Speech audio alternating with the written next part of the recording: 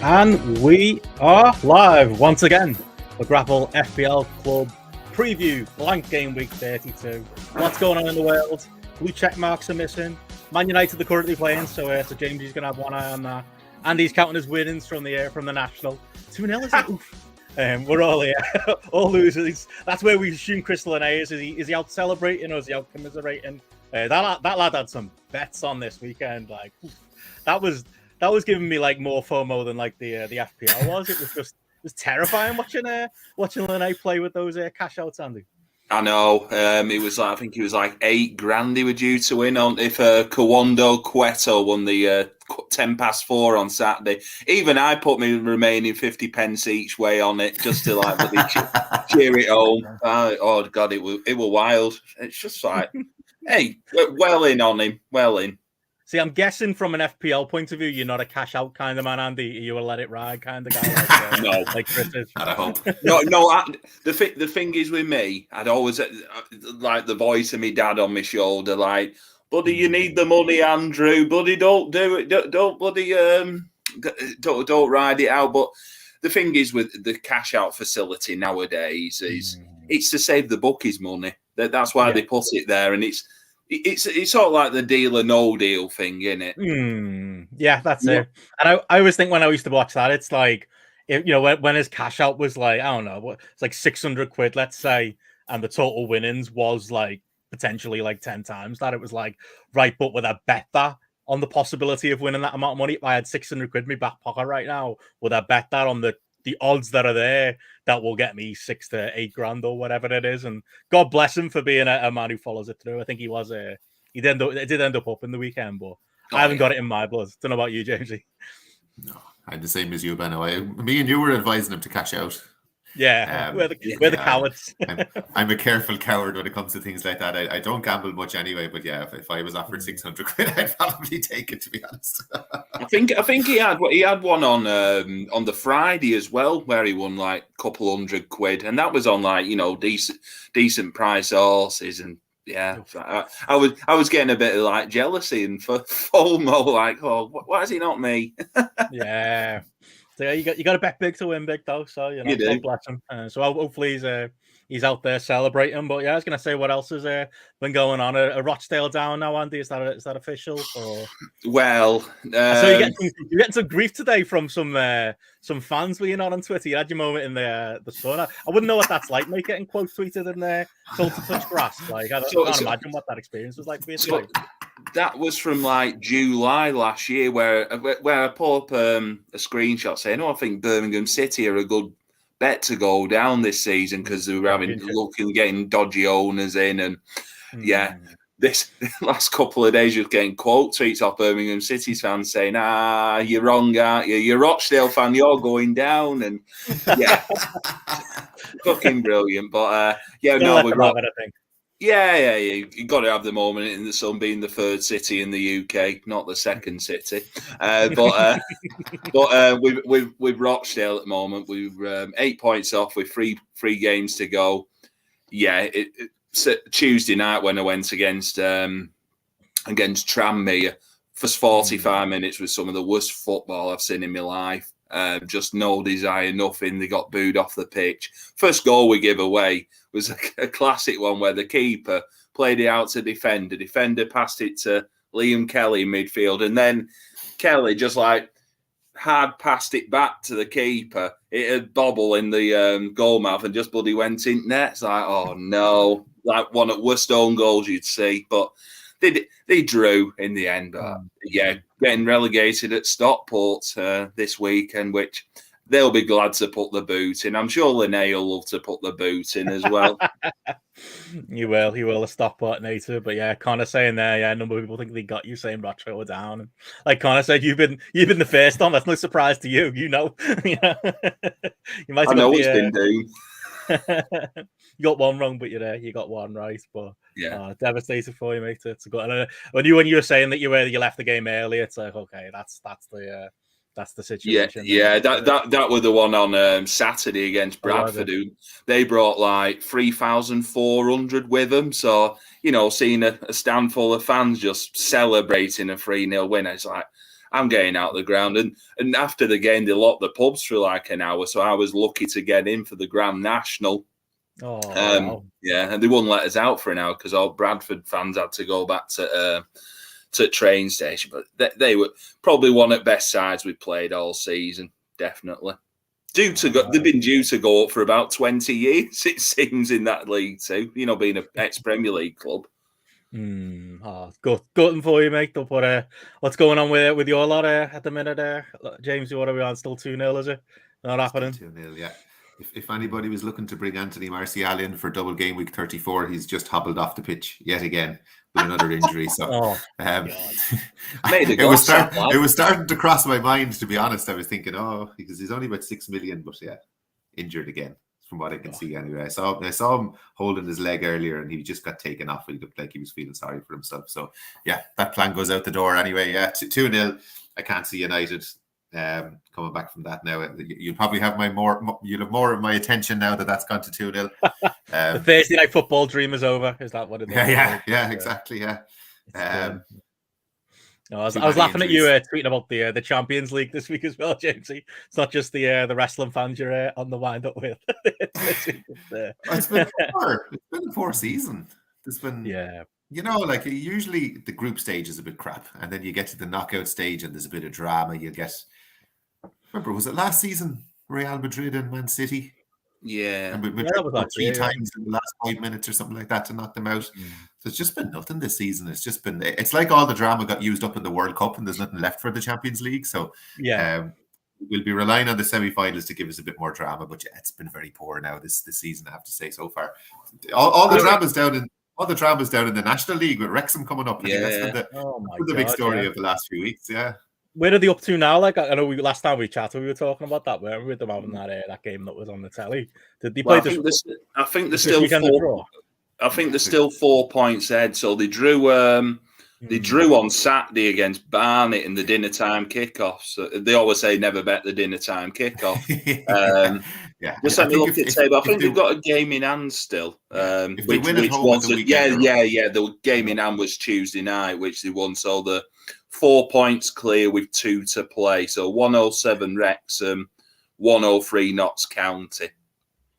Well, if it's, I mean, it's one of them. It's not like we said last time. Like if.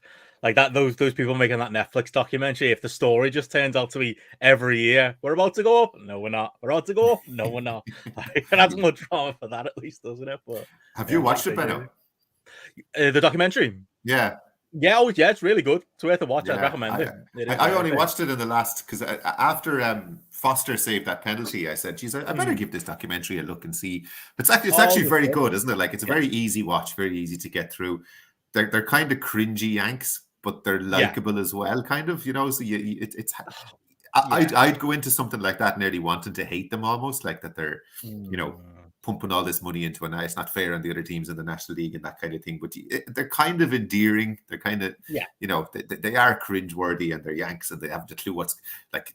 They were the only two men celebrating. And remember that goal they scored at Wembley, and they were the only two men celebrating. On the FA trophy. Someone had to tell them.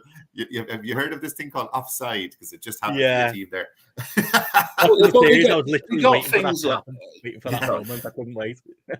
I would say they've got things like a bloody pre-season tour of America coming up, haven't they? Against like Man United, Chelsea. Just it's wild. It's wild at the end of the day. But as ever with teams from the National League, I think they'll easily storm League Two.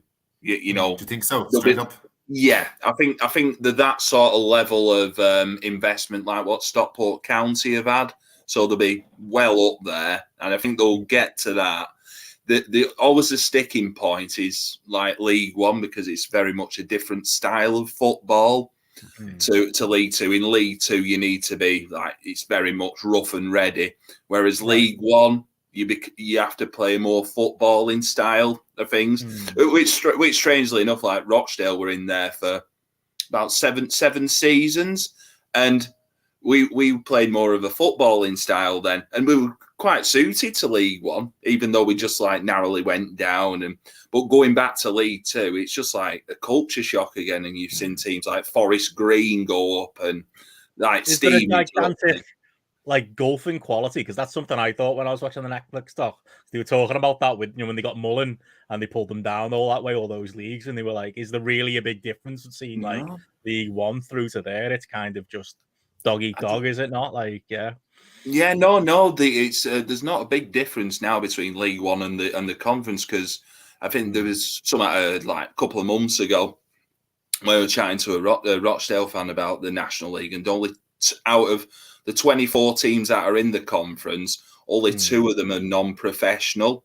And you can see with like your Wrexham, I think Paul Mullen's on like £4,000 a week, which is more than, say, like what a Rochdale would be paying in League Two, and even Accrington in League One. It's the gap is very, very short now. You do get things like the thing on Salford City this week, for instance, and Jeff Stelling bringing up about Salford.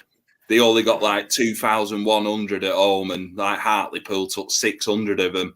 And for me, with Salford, that whole project has like stagnated a bit. I don't feel like they'll even when they brought away fans to Rochdale.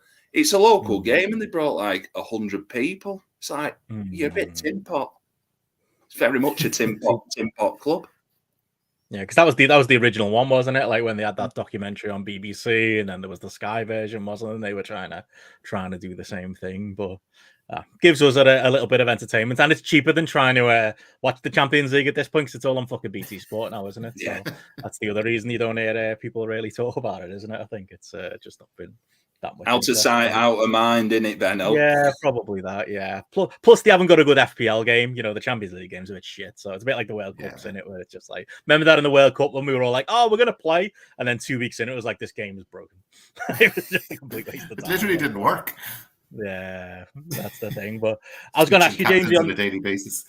Oh yeah, that was the thing that broke, and then wasn't there like something where people found a way to hack it and bring extra players? They found a loophole to make transfers, something like that. You could make transfers between games, and they found some way to have extra players and all this. And at this point, I was kind of a bit fatigued anyway after playing FPL, and I was kind of like, do I want to play this?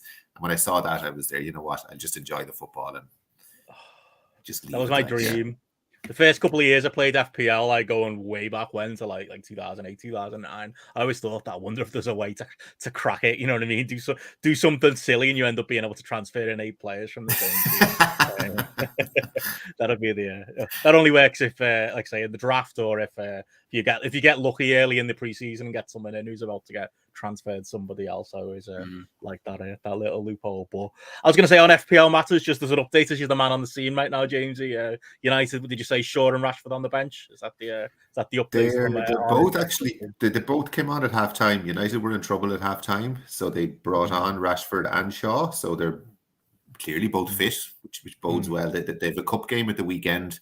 You'd imagine they'll start that, and then game week 33 is midweek. So, like at the very latest, they should be starting full games by the double next, like the double 34 for next weekend and the midweek after. So yeah, good news for people who I held on to both. Like I'm sure we'll talk about it in a few minutes. I just kept a hold of the 2 of them on my bench because my bench was strong from having played the bench boost, and looks like that was a reasonably good plan at this stage. A lot of panic transfers out. A lot of people who relied on Bruno to get those Rashford points. I've got the exact money to get Rashford back in, but we'll get into that when we get to the transfer plans. I might need Jamesy to twist my arm a little bit this week to get me to use one of those chips. The headline news is I have used the chip, but we'll find out in a minute. But let's get into the recap of, I suppose, the last few weeks, and we'll go to you, Jamesy, since we last recorded. I've got your team up on the screen now. Over the last 3 weeks, game week 29 was the last game week we previewed, which is the double game week with a lot of bench boosts used, where you got the 137 points into game week 30, where you got the 64 points. Pretty bog standard week by FPL standards at the minute. We need a blank or a double to keep things interesting. And then this week just gone, landed on about 59 points as well, Jamesy. But yeah, do you want to run us through the story of your last few weeks? I suppose starting with that, I would say a successfully deployed bench boost, and those green arrows continue for you, mate. Yeah, that was a really high scoring week in general, I think, wasn't it? That game week 29. I did well in that one. 137 points. I think like most people were well over the 100. And yeah, I was like, the bench boost itself, I would say, was as long as you get a couple of returns on the bench, I'm happy enough with that. Usually, I wouldn't say it was a resounding success. Like there were a few bench boosts played. I think was it 27? A few people played theirs, Benno. I think there was a bit of a movement towards doing that, and there were some massive scores on the benches that week. So like got what was it 7, 10, 19 from the bench. That's fine. You know what you don't want is a bench boost of 2 or 3. You know what I mean? Where you get a player not starting or something like that. So yeah, that was fine. I was very happy with that. The stars of my season in the last few weeks have been the Villa players. Like just absolutely amazing. Like there was Watkins, mate. I'm gonna put a with his face on it. Like I was talking so much shit about him last time we recorded. But all you were like the people who held on to Haaland were unlucky because then he got an injury during the end. Like this just before or after after the international break, wasn't it? It was, yeah. And Haaland had got his injury, and a few players had ended up injured over the Rashford had been injured, so there was a big movement of people who sold Haaland and brought in Watkins for that double, and then flipped it back then the following week. But like Tyrone Mings has been the hero of my season. He's been a really really great differential. Villa have been amazing. Like 4 clean sheets in the last 5 wins on the row. Like he was somebody I brought in on a wild card way back in 25, and it was like at that point we knew Villa would play all the blanks, and he was cheap, so I got him as he was going to be my fifth sub kind of or my last sub for most of my games, and the fixtures have been nice. I've played him. I've left him on the bench a few times and missed out on points, but anytime he's played, he's been the big differential in my team because my team is fairly standard template, as you can see from it. He's been the guy that's been kind of pushing my rank up just purely because of returns he's been getting. Like I think he got an assist in one of the weeks as well. Like so, delighted with him. The Brighton guys tipping over nicely. Like we all have 3 of them now. You'll always get a return from at least one of them in any given match, whether it's Matoma, March, McAllister. I think there was a clean sheet there in 29 as well. There's been that other lad up front, isn't there? Sizo, who started scoring. Where are they pulling them all from? Like it's like sensible soccer, or like these the regens, aren't they? Regens and Football Manager, He's an 18-year-old from Paraguay, apparently, that they signed a few years ago. This is what they do. They just they don't wait to replace players. They just have the replacement ready to go, and then they're like, we'll happily sell you for. Like, remember Trossard was their best player earlier in the season. If Brighton had a double, everyone would buy Trossard. They happily sold Trossard in the January transfer window, their best player apparently on paper, and they haven't looked back. They've gotten better, if anything, you know what I mean? So just brilliantly run football club, in fairness to them, you know what I mean? They know exactly what they're doing. They'll probably sell McAllister and Caicedo in the summer for another 150 million odd. They probably have lads. Chelsea will have them all, won't Chelsea, exactly. Yeah, they'll probably take their manager again off them. That was the thing. They took the manager, the backroom staff, and they got better. They got better, if anything. They're playing United in the cups. Like if you're going to put some money on a match at the weekend, back Brighton to beat United in the cup semi-final. Honestly, I would say I'd nearly make Brighton favourites at this stage. Like literally since the World Cup. They've been on Champions League qualification form. Like because they've owned their players, I've been making an effort to watch them play matches. They are the real deal. Like I mean, it doesn't matter who they play, whether it's home or away. They're just going to attack. They're going to keep the ball. They're going to pass out. Yeah, it didn't fully work out for everyone, but like just looking at this week, like beating Chelsea 2-1, people just reflexively looked at that and was like, despite everything.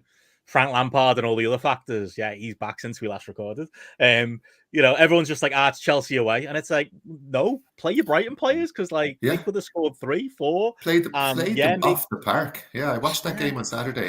Like maybe it didn't work out, Jamesy, but Estupiñán and Matoma didn't exactly bring the points in for you. But it easily could have happened, couldn't it? And a lot of people were benching those lads. Yeah, and you'd happily play them. And in a way, the Rashford and Shaw injuries kind of did us a favor because otherwise every week we would have had these dilemmas like who do I actually bench this week, because it's getting harder and harder to bench those Brighton players because they're great value for money. They'll always give you a chance. As I said, the brand of football, like even when they go ahead, a lot of teams kind of sit back when they go ahead. Brighton just keep attacking. They don't care. They're just like, let's score another one. You know what I mean? So with the announcement this week of another Brighton double in 36, 37. Nobody's selling their Brighton players. You know what I mean? It's you're hanging on to those now for dear life. You know what I mean? They have more games left than anybody else. You almost want more spots, don't you? There's almost you'd love 5 or 6 of them, yeah. And they don't really have enough on their bench to rotate so much. So we could pretty much know they're going to play their best team in every game between now and the end of the season. They actually have a few injuries now, which means rotation's actually less. You know, the only thing is Ferguson's out, isn't he? And they put Bobby Sanchez back in goal now, haven't they? Yeah. Well, I think the other guy got injured, so it's kind of up in the air when they're both fit who'll actually be picked now at this stage. But like they also got an injury to Veltman, which meant Gross, who normally plays in midfield, has gone to right back. And it's the one thing, if you're a McAllister owner, it means he's gone a little bit deeper now. So, but you've still got free kicks and penalties from him. You know what I mean? So it's even Danny Welbeck's an option, isn't it? Absolutely, he's done excellently. Yeah, and in that system, he's a good player. Like, you know, people kind of snigger about Danny Welbeck a little bit. In that team, when he knows what he's meant to do, he's a very good player. You know what I mean? And that's the thing, that the system makes these players probably better than they are as well. You know what I mean? Because you see a lot of these players, like when they leave Brighton, will they be as good for their other team? Because they have a certain system they play for Brighton and they know what to do. And it's very hard to reproduce. I had that problem where I had Welbeck on my bench this entire season in the draft, and I let him go, and I regret that. I've got him now. It's usually me picking up your cast-offs in it, Andy. It's the other way around. Worth holding on that squad, but I've got to say, James, you're just looking at like, you know, I know you don't like it, but you're overall around me. You know, I admire it more than you do. A rare red arrow for you this week, game that we were just looking at, but like overwhelmingly, like since we last recorded after game week 28.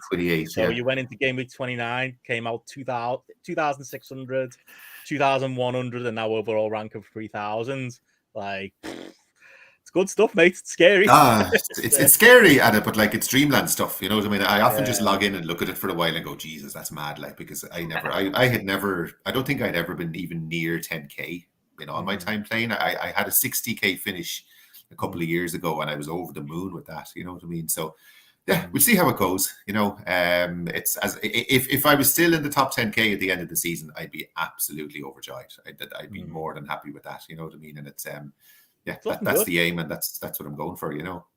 Yeah, it's looking good, and I don't know. Like, I mean, there'll be people with chips, won't there? But not that many more chips than you. What have you still got left? Just free hit, free hit, which I'm playing this week. That's quite common, isn't it? It's only you. Who's ordered them for no reason? That's catching them in at the end of the season, mate. You get to the end, you cross a bridge, and you give your hits to your chips to a troll, and he just gives you cash back. That's what I'm hoping for, anyway. That's why 100 points per chip. It's actually really good. If you know live FPL, they did an update on that lately, and if you look at your league ranking now, if you go into like the GRAPPL league, it now tells you under the name of the team all the chips people have played. So you can, which is really good. Like if you have a rival, you're thinking, God, have they any advantage over me? You can check, oh fuck, he still got his free hit and I don't, or something like that. So yeah, that website just keeps you. I'd say that's the most visited website in the history of my internet browser. Like it's and it dies, doesn't it? Like every 10 minutes because everyone's doing the same thing. Like it's not their fault. How can you stay up when there's that Salah scores or Haaland scores? It goes down every time. Of course it does. Like, but it's brilliant. It's amazing, and it's a great way to learn the dynamics of how the game actually works by watching stuff during the thing, like watching the effect on a particular player's points. Like, oh God, his points gave me a huge jump, whereas his points did nothing for me. You know, it's a great way of learning the value of different players and ownership. And you can see it there. You see everyone's.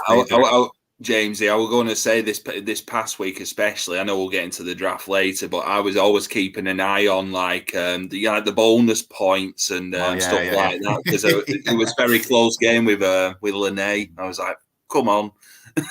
you know you're in as really badly when it's the last game of the game week. And you're watching for, like, you're up against somebody and it's even, and you're like, oh, if he gets a yellow card, I'd win, or if he moves up one in the bonus point, I'll win my game. Like, you know, you're really bad at that stage. Like, you really got the bug badly. Like, Oh yeah, me and JP was a race to the bottom this week in that regard. We'll get to that. Whoever could score the least points, I think, was the game me and JP were playing this week. But yeah, overwhelmingly got to be happy, Jamesy. Doing exceptionally well. Like I say, another solid enough week in this last week for you as well. And yeah, just a massive just sinking the finish now. We're in the end times now. Like it only really dawned on me today because of the blanks and the doubles, you just kind of, I don't know, it feels like there's more of the season left than there is. But what, 32, 33, 7 game weeks left? Like it's in a week's time, like we'll have flown through another 2 game weeks almost. You know what I mean? We'll be up to 33, 34 really quick. Like so, not many real weeks. Yeah. But there we go. Got to be happy with your lot, Jamesy. But yeah, we'll have a recap of your lot, Andy. Now let's go to where we are, Mr. Chipless. I think we're unfortunately Mr. Chipless. You did go into 29. The oh God, look at that bench. I did notice it wasn't it was a bit of a gutter for you. Raya, Tony, and Trippier on the bench there. If you'd have had that bench boost, it would have been lovely. But you had your points earlier in the year. Let's call it that way. Yeah, so I would say with that week, it was one of them. I was looking for differentials as ever. Solomon's dried up now for Fulham. He's out. Even out of my draft team. Maddison, dog shit. Absolute dog shit, that fella. Oh, I couldn't get rid quick enough, mate. Honestly, I hate him. I know when we last recorded, Benno, like we were looking at it and thinking, oh, he's got some, decent fixtures up. I know they've been struggling, Leicester, but this could be the portion of the season where they start getting some. 2, fucking 2. He's like Bruno, although Bruno's 3-3 every weekend. Yeah. Another so that game week 29, it was just everything on bench, like Trippier turned up, didn't he? Well, the thing was, I had that bad of Sheila in, and then you get put with your first defender, which is it would bend me for 3 points. Like, oh, for fuck's sake, rubbish. Who's it's been a duck egg, hasn't he? Saka for Arsenal. Surprisingly, yeah. It's one of them. I've like as ever with my life, I'm regretting life decisions and choices I make. It's like I've got rid of Martinelli. That was one, and I think quite a few didn't they, at the time when it looked like time margins with them lot, like Martinelli, Odegaard, Saka. There was a point where Odegaard was the in vogue person to get out. Then he became the in vogue person to get back in. Now he might not be the in vogue person to bring back in. It feels like there's always one, doesn't it, Benno? There's like, do you remember and it's something to do. I think it's the system they play. It's really depends on who's on the pitch at the time. Because remember when Jesus got injured and they started playing Nketiah up front, and suddenly it meant Martinelli wasn't getting into the box. Yeah, and he went through a run of 3 or 4 games where he was getting, and then they signed Trossard as well, and he wasn't playing well, and he wasn't getting points, and he started getting pulled off at 55, 60 minutes, and we all went, oh, fuck, let's get rid of him and get Odegaard in, who had started getting lots of points. And literally the minute that happened, Martinelli went on a run, and it was like, since then, and like, because there were loads of doubles and blanks, we were all too busy buying other players for doubles to fix the Arsenal problem again. And it was so I've just had Saka and Odegaard's done very little, like for weeks now. And now Saka's gone into a bit of a slump. In the last 3 weeks, Saka's got 1 point or something like that. Yeah, he was subbed in a match. He missed a penalty the last day, so he started to go into. Arsenal. I've somehow avoided all the Arsenal points in the last while. Ben fucking White, I had him for weeks and weeks and weeks. Was he a goal assist machine now? Yeah, all of a sudden, like he was good for the odd 6-pointer with a clean sheet. It was grand, and I was happy with that. He was only 4.5 million. It was fine. Since I sold him, assists, goals, raiding up and down the right wing. It's like, what is going on here? Like, it's just Arsenal. I've avoided every haul from Arsenal for weeks and weeks and weeks now. It's just been ridiculous. Like, and even Jesus coming back in. He looks. I think he scored 2 on his return. He looks a right threat on the weekend against West Ham. We were all absolutely just all over the show. Just a free roll. The issue with him, I've got him now, spoiler, but like with him, it's like you're getting 60 minutes. You've got to accept that and hope he does well in those 60 minutes.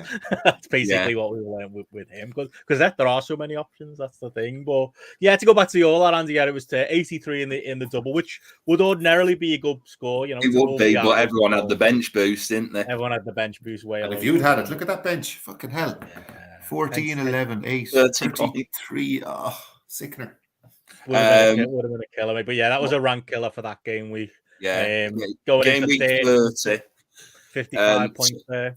So the mistake I made here, and I think Jamesy mentioned this before. So I had Watkins in the week before. That was when Haaland were injured, and I had to toss up between what were Tony's fixtures against Watkins, and I was looking at Tony's fixtures, thinking he's possibly got slightly easier fixtures that I could see him returning in. So I changed Watkins for Haaland. Well, thankfully Haaland got points there, but yeah, Watkins has been on fire since Emery's come in. Alexander Arnold, he's someone who is stuck in. He's now playing more of a midfield role. He's done well for me the last couple of weeks. Tyrone Mings, I started to put in as well. As James mentioned, he's been excellent. Ivan Toney. Well, he's still not been banned yet, but I wish he was. Unbelievable, isn't he? That yellow card type rope as well. Like, how's he? He's constantly he's there to just give you anxiety, isn't he, Tony? Like, that's his literal job. I think if he survives this week, he's okay again. Yeah, he is. Yeah, there's a limit. If he gets to 32 games played, there's an amnesty on the yellows or something like that. So he just has one more to go. He'd probably get done for gambling now. Like the whole gambling thing is just nobody's talking about that anymore. It's just like have they just let him off, like, or what? Because it's just nobody talks about it. They called him up for England, so I don't know. Maybe it's just been forgotten about. I don't know. Yeah. Week 31, I stuck Jack Grealish in. He's having a new lease of life, hasn't he, over the last couple of months at City. The problem there was everyone did that, didn't they? The Rashford to Grealish move. Yeah, well, I kept Rashford. I think I got shut of. I got shut of Madison for Grealish that week. Yeah, that was good riddance. good riddance, Madison. But I think because like your Phil Foden's been injured, Grealish has been quite a focal point for City. Defense wise, Raya got 5 points and they got beat 2-0. Just all the saves he had to make. I know it's quite near the average and that, but yeah, it's because I've not got Ollie Watkins in, but it's getting to that point now, especially like my game ranking. I think I've been teetering anywhere between $1.5 million and 1.8 million. So it's a bit, stagnating. But for me, a target, and I said to RJF when we were out last night, I think a target's hopefully just keeping that just under the top 2 million, and I'll be happy. I'll be happy with that. But yeah, just see how we go in it. Fair. Well, I'll go through the story of my last few game weeks. 29 did hit a button, did use a chip, which is the bench boost, but it's one of them. It looks good on face value, 138, but it's like that meme somebody posted where when Homer Simpson pins all his fat to his back so that he looks skinny. Like that's literally my bench boost that week because I spent 12 points to get there. It was horrendous that week because like. My plan, which was to wildcard later than everybody else and transfer my way to a bench boost in 29, because it was clear at that point, wasn't it? It's very clear there was nowhere else to bench boost. It had to be 29 to use it. And literally that week, it was the week that they had the Iverson Ward switch around. So I was left without a keeper. Haaland, that was that week where he was injured, so he wasn't playing, and it was like I've got to hit the bench boost. It's not like I can even free hit or wild card, and it makes no sense to use them now either. I'm just gonna have to swallow my pride and take what is unusual for me, a 12-point hit. And overall, I think it worked out. I ended up with 14 from Martinez on the bench, which was a massive win as far as a goalie. I spent 4 points on. Bruno did fuck all, so that one didn't work out. Kept Odegaard. Have you still got Bruno? Have you still got Bruno, Benno? No, he's well gone. I was going to say, especially weekend against Nottingham Forest, he just couldn't score. He was like doing everything possible, and I think he ended up on like 2 or 3 points in the end. Yeah, that's it. Well, he's gone this week, but yeah, but he definitely didn't. That 4 points I spent on him, I literally got nothing back on it, so it was a complete waste. I'd have been better sitting on it. Was Martinelli at the time, so that would have been would have been much better off doing that. But what can you do? I went for it with a bench boost, and overall, the game week rank was still 150,000, so not hugely mad at that. If you could do that with a 12-point hit, I managed to get away with one there. So yeah, overall happy Captain Matoma that week as well, which I thought was going to be a bit of a differential move, but didn't so much turn out to be that. But a lot of people went Rashford, and yeah, the difference was pretty negligible. But like James, lovely Brighton boys at the minute. So yeah, that was a successful little week into 30, which was all right. 62 points, not a lot to say about that. Again, Martinez in goal for Villa definitely paid off there. He's had a very short spell in my team, as you'll see in a minute. He's already gone, but a very successful short-term loan there into my team. I'll take that. And like everyone else, captained Haaland in that week. And it wasn't a bad little week, but I don't think anybody had a major win in game week 30. And then into game week 31, lads. Didn't expect to be saying this to you. I hit the button. I wildcarded. And I've got to say, I think it paid off. I've done that thing. Win, that. I've done that thing where I've gone in and I've looked at what my team would have got without the wild card. 50 points it was. And that was even with transfer. Bearing in mind, I was thinking I probably would have got Grealish in. He probably would have come in from Maddison. So I've factored that in as well. And it's still a 33 to 30. I think it was 34-point win overall. So that's a win. I was just looking at it and it was like, it wasn't a traditional wild card for me, because when you hit that wild card button, you want to do it at the start of the week, don't you, ideally, James? You want to get those price rises. You want to have that time to sit and think on it. It was also a weird week because, Gareth will give us stick about listening to the content creators, but there were no fucking content creators with wildcarded either. It felt completely maverick. I think Az from Black Box was the only other person I think I saw anywhere who'd wildcarded last week. But the logic was, I've been playing lots with FPL.team. I knew if I didn't pull the trigger this last week, it would have been for game week 33, which at the time felt really far in the future. But the deadline's this coming Tuesday, so it's not that far in the future. It's not that much more time to see what would happen. And it was just looking at it going, well, the team are 1 in 34, which will be stacked with Liverpool players. I didn't have Grealish at the time. We'll be stacked with City players. We'd have a better selection of Brighton players than I had. I was just looking at the team I had and go, I want all them players now. I'm just going to fucking go for it. And it really paid off, because it got to Sunday when the majority of games have been played. And it was beautiful reading being on livefpl.net, because everyone had got about 60 points or so. Everyone, it said on the site, used 12 of 12 players have played, and my team was the only one I could see that said 9 of 12, like from miles in either direction, because I had the 3 Liverpool lads, and that was part of the gamble. And yes, Robertson didn't pay off, but Trent at 9 points and Salah at 14. I wasn't brave enough to captain Salah, but I'll take a rogue 14 over anything. They carried it to glory, and they were just. It was basically any points the Liverpool lads got on top was going to be, more than anyone else got. That was going to be the difference between my team and everyone else's team. And yeah, really happy with it. A couple of minor things that I've got quibbles with. Ake was a late shout. I couldn't decide which City defender to go with. I knew the risk. Injured now as well. That was the thing. I knew the risks. I knew, Diaz for the extra million would have been a bit more guaranteed. Akanji was the other option. Ake got dropped, so I felt unlucky with that. And then, he's been injured since. So, okay, that's a problem I'm going to have to resolve before game week 34. But I'm in good shape for game week 34. I'll have 11 doublers, if I carry on them with my current plan. And the guys I've got in are a million miles better than the team of scrubs I had going out. And that's what a wild card is supposed to be, isn't it? And I was going to say, the biggest thing for me, James, is as much as it's become a joke, me holding on to these chips to the end of the season. I've done seasons where people have literally wildcarded in like game week 35, because that's been the hot move in certain seasons. And it's like, well, you want as many game weeks as you can out of your wildcard, don't you? So I had to hit the button.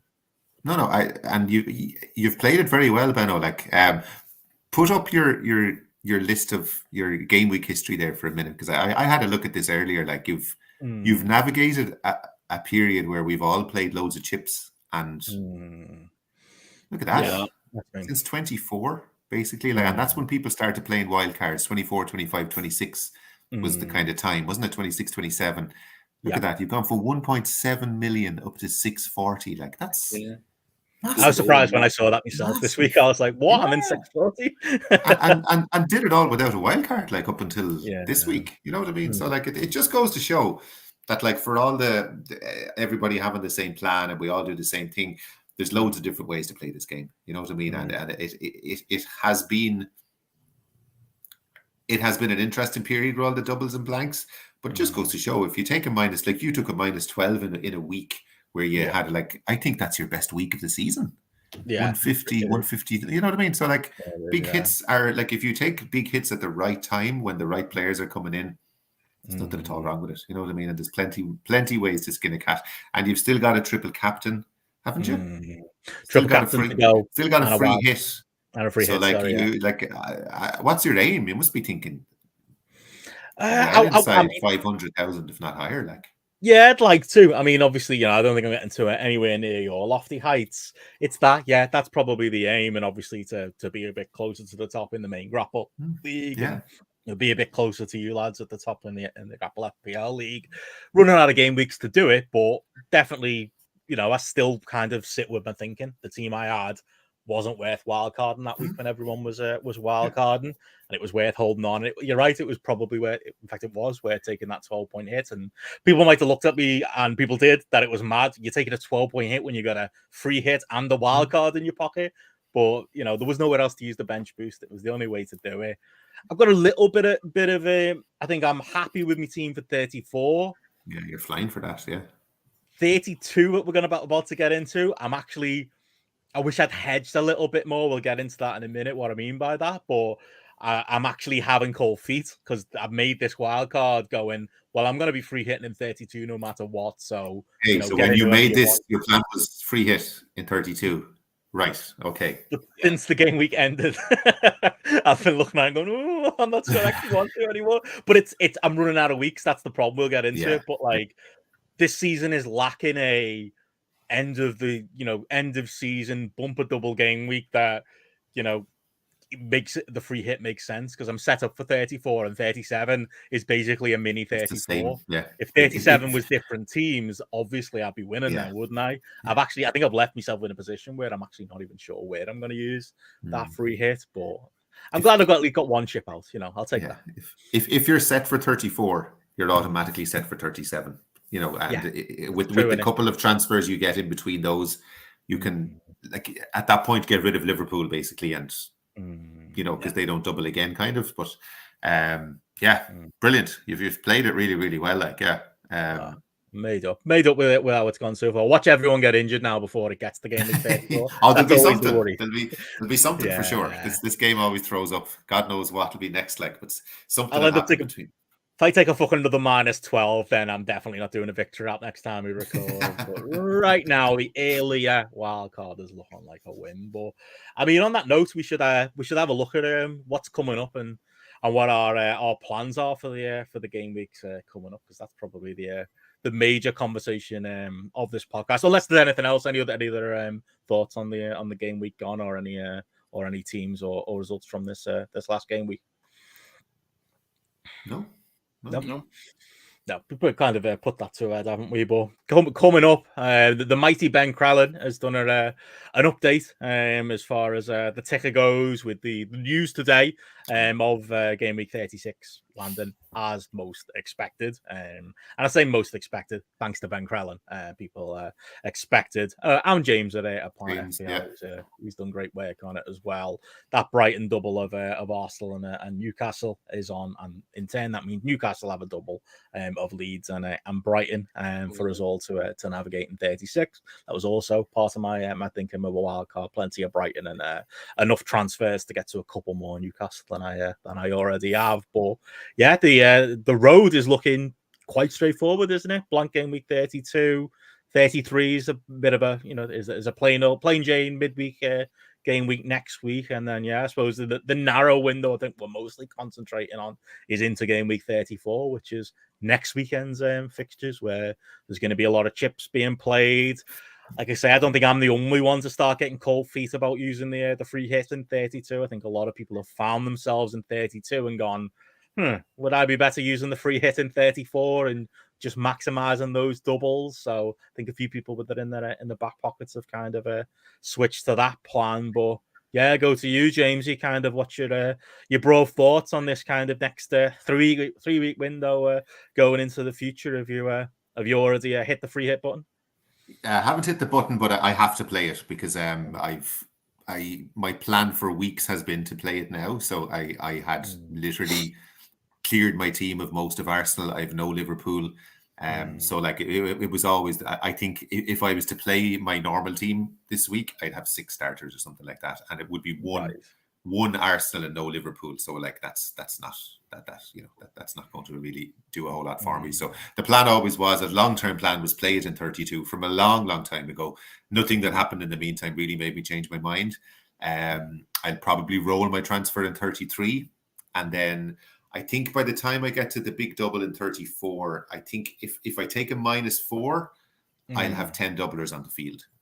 Right. So I'm and good doublers as well. The guys you'd want from the teams that are doubling more or less. You know what I mean? So happy with that. And as we said already, we kind of knew at the back of our heads there'd be a Brighton Newcastle double in 36. I have 3 Brighton. I have 1 Newcastle. So I'll probably use the transfers between 34 and 36 to get onto maybe a couple more Newcastle players. I'll be okay for 37 because I'm so well set for 34. I'll probably maybe move 1 or 2 Liverpool players to City players at that point. And that's pretty much it. And then you're at the end of the season, like before you know it, So the move I made last week was a funny week. Game week 31. There was no transfer I really needed or wanted to make. Like I had Rashford and Shaw. And I was going to move Rashford out for Grealish. But I kind of had an idea that he'd be back for the double. And I thought that's 2 transfers then when transfers are precious at the moment. You know what I mean? Like every transfer is really important when you're getting ready for a double. So and my bench, I had bench boosted the week before. So I have a really good bench anyway. Like if everybody had played, I'd have had 2 Brighton on my bench probably. So I just played the 2 Brighton players instead of them. And I was happy enough with that. And I ended up doing Raya to Ederson as my transfer. It was the only player. I was going to ask you that one, James, because I'm thinking of Ederson. I've seen a couple of your messages, and you're sort of regretting it, aren't you? Yeah, it's one of those ones. There was no other. I felt like if I was to use the transfer, I should use it on someone who doubles in 34. And I was looking around my team, and there was no other move I could make that would help for 34. I had 2. I have Ederson. I had Raya and Kepa, so I didn't need both of them, kind of. So I said, look. And it had to be Raya because he's more expensive than Kepa. He's the only one I could sell that would help me afford Ederson. So I did it, and I was like, ugh. And then in the last few weeks, Raya he hasn't kept clean sheets, but he's got 5 or 6 points just from saves. And I had gotten all those points, and so I was happy with him. And then I had Ederson, and all season City have been playing teams off the pitch, going 2 or 3 goals up. And then in the last 10, 15 minutes, taking their foot off the pedal and conceding 1 goal. And because they dominate so much, he doesn't make a lot of saves. So basically with Ederson, you're going to get 6 points or 2 points. Yeah, that's it. And that's the ceiling. It's and like that's fine. If he gets 2 6s in a double game week, I'd be delighted. You know what I mean? And my hope is that in the run into the title, they won't be taking their foot off the pedal, and they'll stay focused in games, and they're going to want to get better goal difference than Arsenal as well. So they're not going to kind of relax so much in games. But yeah, it's just he's a very boring player to own, and as I said, it's really demoralizing when you sit through a match where they were so comfortable in that game at the weekend, they were completely dominant, and I was sitting there with my feet up, going like this 6-pointer is in the bag, like no problem, definitely no problem. And they made a load of substitutions, and next thing, a scruffy old goal, and it's like, oh god! I was made up with that thing. I was like, good, fuck him. This is why I didn't have him all along, and all the time I thought about him. I thought, nah, I don't want a guy whose ceiling is only 6 points, but he's got 2 doubles. You know what I mean? And like at the end of the day, it's still a guy who can get you 12 points in a double game week. You know what I mean? In a team that has nice fixtures in the upcoming doubles as well. So we'll see what happens. You know, but yeah, it's just one of those ones that the reason. Do you know the way when there's a reason at the back of your head why you shouldn't do something? And then immediately that thing happens. It's like, God, that's exactly why I didn't do it all along. But look, it was a transfer. I didn't want to burn a transfer going in because I had the free hit the next week, so I couldn't roll into it. So it was like, I have to do something. Use it, then, yeah, and like it's it'll look nice on my team in game week 34 when I have a player with a double up on the screen. You know. I've literally never seen anyone ever bring Edison in and be happy with it. Like every time, it's always like, oh, great, yeah. All. But the problem is the alternative is you do what I did and you bring in an RK and then you get Pep Roulette happens and the injury's not really to do with that. That's why you do it, because he's the only member of that defense that you can absolutely 100% rely on to play. So I mean, there is that. At least he'll play the 2 games. That's the thing. I mean, we're going to have a look at, I think, your team are probably the best example of, the types of free hits you see in knocking round. But, if people are thinking of considering, free hit in 32, obviously, Andy, you're going to be trying to play through it. Yeah. I'm 50-50, which I probably shouldn't be the Thursday before a game week. If I was free hitting, I should have fucking hit the button already, shouldn't I? Tomorrow night, Benno. Still time. There's still time. It's less than 24 hours. But yeah, I think most people will have made their mind up already if they're free hitting or not. Everyone's weeks probably should have already been building up to this point. But it has been interesting to see people maybe get a little bit cold feet like I have, because I think the thing about Blank 32 is it's just not very sexy, is it? Like I saw FPL General put his he did, I don't know if you saw it yesterday, James, he did like a retweet storm of all his free hits for the last 5 years.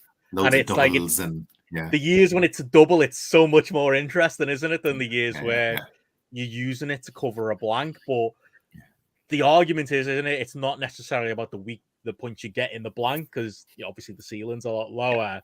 It's about navigating the weeks around it. I've had the voice of reason, Jamesy, in the back of my head when that comes up, because it's the FOMO of like, but what if 37 lands differently than everyone expects, or what if everyone gets injured?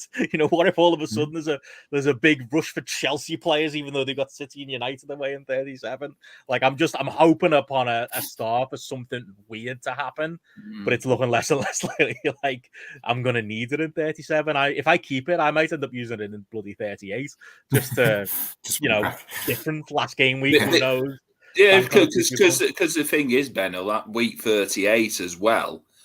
Quite a lot of teams are on the beach, aren't they? So they could put in like their, people who'd usually be on the bench. So it could be a case of like, keeping an eye out who's in and out of favour from that week, from when the team news comes through. I'm like, is it Fantasy Football Scout who are generally good with like all the team news and press conferences?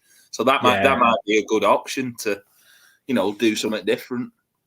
Maybe, and I'm hoping maybe 37, ends up being that different week where, right now you look at those fixtures and you go, well, if you're set for 34 and you have your 3 Brighton, you have your 3 City and your 3 United, you're good.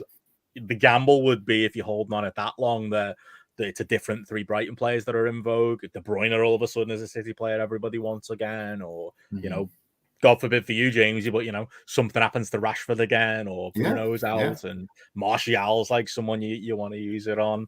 I'm kind of hoping for that, really. But I've been just looking up and down the timeline. Like these 32 black free hits shows you they're just not filling me with any excitement at all. It's just it's pretty bland. It's white bread, like we've got out there. It is and it isn't. Like it's at the start of the week. What happened was at the start of the week there was a really template team knocking about. Everybody was Robbo and Trent and Salah, and there were 2 Arsenal midfielders, most likely Martinelli and Saka, and Jesus. And then Liverpool won on Monday, and then suddenly people were like, oh, and they didn't keep a clean sheet. Trent played in midfield, but which meant Robbo kind of sat back more and played in a back 3 almost. And it kind of changed everyone's minds. And I have to say, it isn't as. The template is a little bit broken up now, because like there are people kind of second get like Arteta made some comments about Jesus today in a press conference where he was kind of talking about we have to mind him.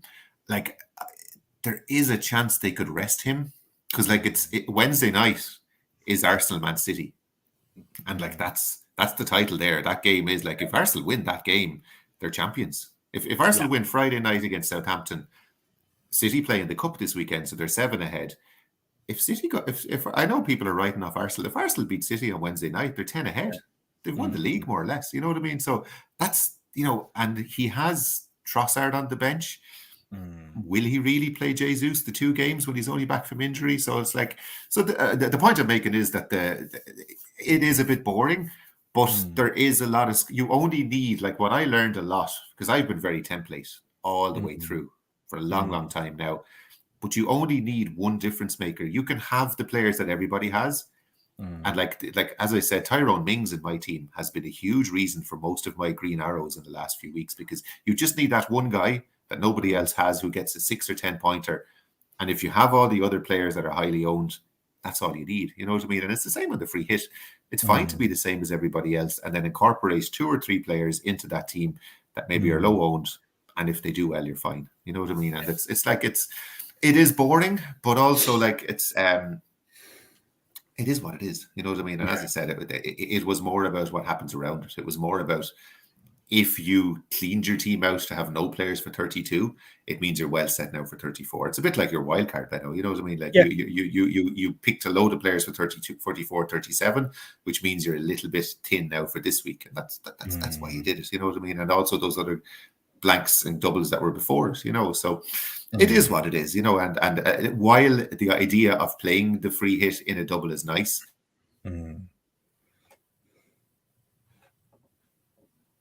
Oh, we lost Jamesy. Think so. Think we have. Oh. Yeah, I think we lost Jamesy. Oh, well. I will finish his thought, Andy. While the idea of playing a free hit is nice, some of us don't have one. Yeah, well, exactly. Good segue there, Benno. To be honest with myself, it's just a case of getting 11 on the pitch, and I managed to take 2 out and put 2 in. That's how it's took Solomon out and Grealish out, obviously, because they've. Solomon's not been doing anything recently. He's just been playing on the bench.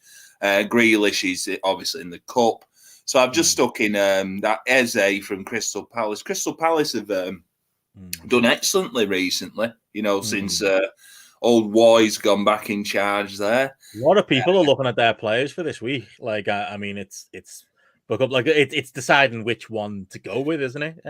So it's like Eze, Mark Gueye, I think Anderson, the defender, and also Sam Johnston as a keeper. If you want like a cheap keeper, he's maybe one you need to put in. And you can see they've got Everton this weekend, that are very much in trouble, aren't they? Yes, we are. Yeah, it's not looking good. And I've also stuck Jacob Ramsey in for Aston Villa, who's done well in my draft team. And it's like watching Villa against Newcastle. He scored 1. He had an assist for 1. I think he hit the post on 1 as well. And he seems to have come in form same time as Ollie Watkins. So they're sort of me 2 differentials to get me through. I know the temptation's there to maybe, do I do another -4 to put Martinelli in for Saka? What are you up to on hits so far?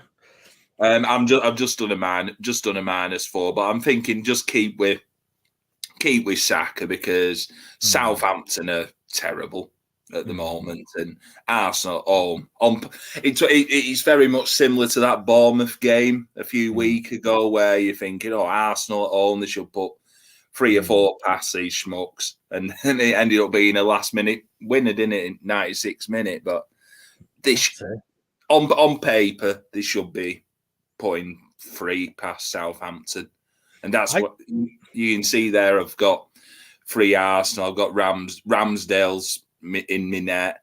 Gabriel, That's probably one of the mistakes I made because I stuck Gabriel in my defence and I can't manoeuvre much to put an extra Arsenal midfielder in or an attacker. Oh, yeah, Ramsdale in goal as well. Because I was looking at you when you first sent this team over to us, like you put it in our group chat. I was like, you know what? I know you've only taken a 4-point hit to get there as well.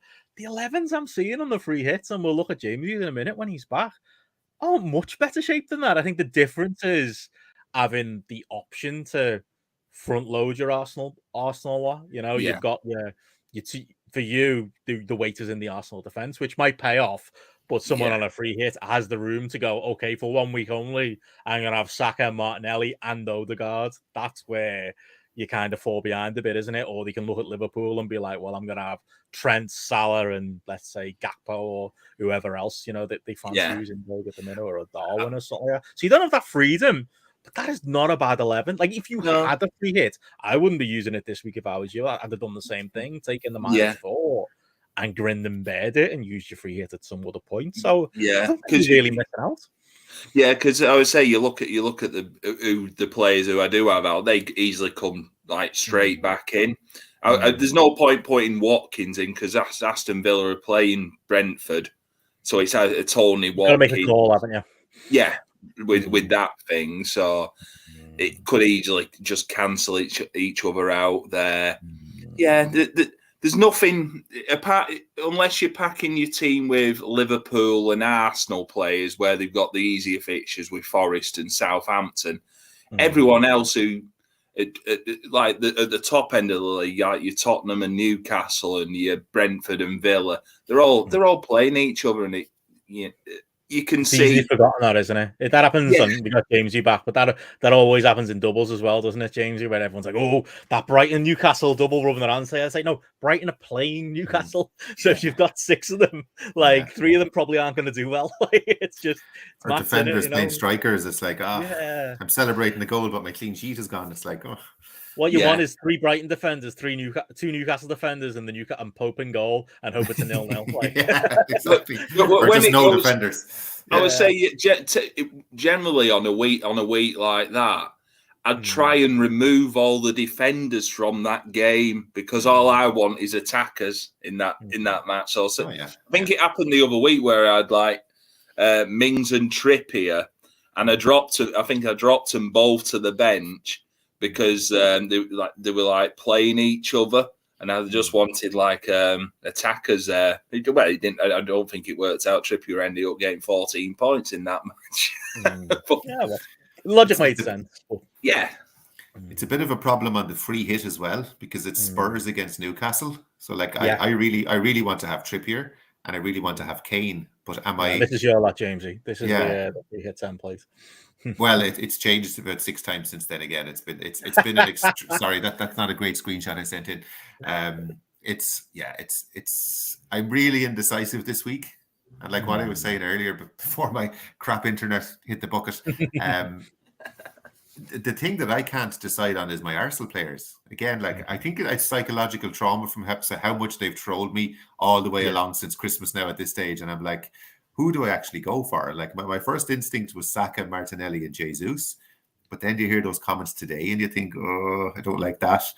And the other problem on the free hit is it's very hard to get good defenders this week. It's like, if you take it for granted, you'd get Trent because you can't not have Trent with his change in position and the opposition Liverpool have.